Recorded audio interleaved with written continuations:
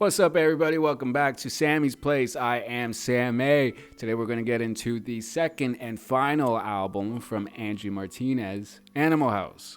I like this album.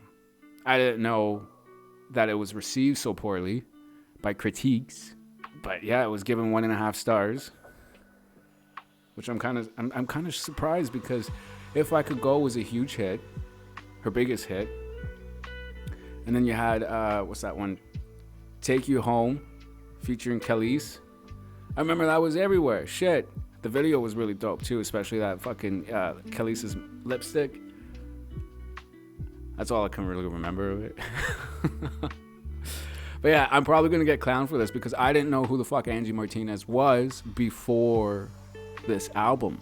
Yeah, If I Could Go, I listened to it because Lil Mo was on it. I was a huge fan of Lil Mo, still am. And I became a fan of Angie Martinez and her rapping. Am I the only one that really likes Angie Martinez's music?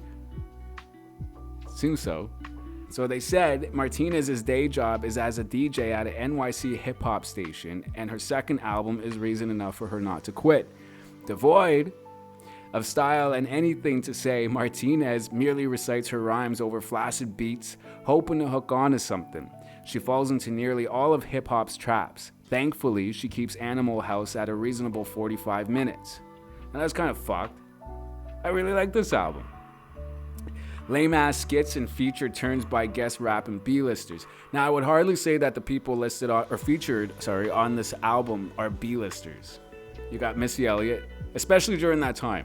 Missy Elliott was huge as fuck. And then you got Fat Joe, you got Khalees, maybe Lil Mo, and then there was Nori, and then there was a couple more, but kind of hard to say that those were B-listers. I think if anything, this album was really like commercial, like mainstream for Angie. I never knew who Angie Martinez was before If I Could Go.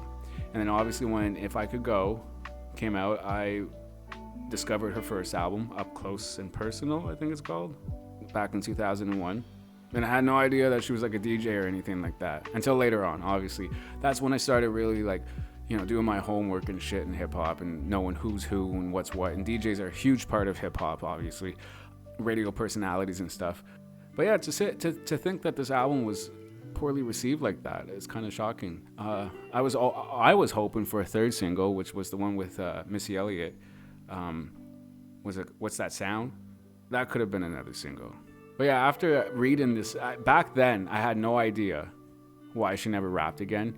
And then came the performance of Ladies Night back in, 2014, 2015 at the Soul Train Awards. She was nowhere in sight. So it's like she never wants to make music again or ever, rap again. I don't know how everybody else feels about her or anything, but I mean, I liked it. I enjoy her verses, especially on Ladies Night and shit. I even think I heard her say she'll never rap again. It's kind of fucked when you think about it, because she actually had some hits. And I always found Angie Martinez to be sexy as fuck. Anyways, it came out August 20th, 2002. So yes, 20 years later, here we are. And there's not much else to say about this album. I know quite a few people that really do like this album. I never actually bought it until, even years later. I didn't buy it. Someone stole it out of a car and they gave it to me. So that's why I have it now in the physical copy. But time to time, I'll go back and listen to this album from beginning to end. I mean, it was good for its time. I thought Angie Martinez made some decent music. That's just my opinion, though. Maybe people would disagree. Tell me what your thoughts are on her music, period, her rapping, her rating skills. I enjoyed it. I knew Angie Martinez as a rapper before I knew her as a radio personality. So it's kind of fucked for me to read this. For the longest time, I always wondered, why won't she continue making music? Why won't she put out another album? Why won't she perform? Why didn't she perform a verse in Ladies Night? That would have been dope. I was hoping for that. And now I kind of get it. I mean, when you get a fucking review like that, bro, that could crush you. And that's just one review. I don't even see a good review in this shit. I give it a good review, though. I enjoyed the bitch. I enjoyed that album very much so. I even enjoyed her first album.